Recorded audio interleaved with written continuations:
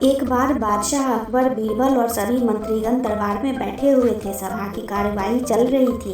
एक एक करके राज्य के लोग अपनी समस्याएं लेकर दरबार में आ रहे थे। इसी बीच वहां एक व्यक्ति दरबार में पहुंचा।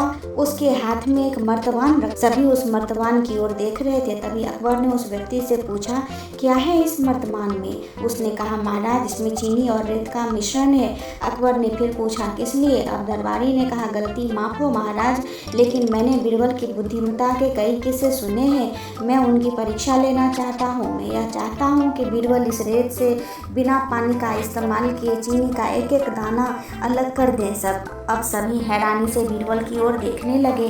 अब अकबर ने भी बीरबल की ओर देखा और कहा, देख लो बीरबल, अगर तुम कैसे इस व्यक्ति के सामने अपनी बुद्धिमानी का परिचय दोगे।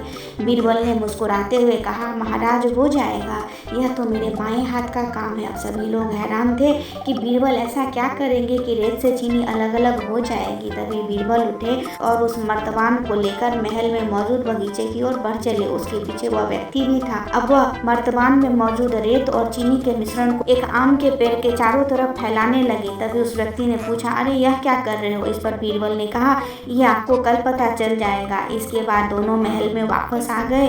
अब सभी को कल सुबह का इंतजार था। अगली सुबह जब दरबार लगा तो अकबर और सारे मंत्री एक साथ बगीचे में पहुंचे। साथ में बीरबल और रेत व चीनी का मिश्रण लाने वाला व्यक्ति भी था। सभी आम के पेड़ के पास पहुंच गए। सभी ने देखा, अब वहां सिर्फ रेत पड़ी हुई है। दरअसल रेत में मौजूद चीनी को चींटियों ने निकालकर अपने बिल में इकट्ठा कर लिया था और बची खुची चीनी को कुछ चींटियां उठाकर अपने बिल में ले जा रही थी। इस पर उस व्यक्ति ने पूछा, चीनी कहाँ गई? तो बीरबल ने कहा, रेत से चीनी अलग हो गई। सभी जोर जोर से हंसने लगे। बीरबल की यह चतुराई देखकर अकबर ने उस व्यक्ति से कहा, अगर अब तुम्हें चीनी चाहिए तो तुम्हें चींटियों के बिल में घुसना पड़ेगा। इस पर सभी ने फिर से ठहाका लगाया और बीरबल की तारीफ करने लगे।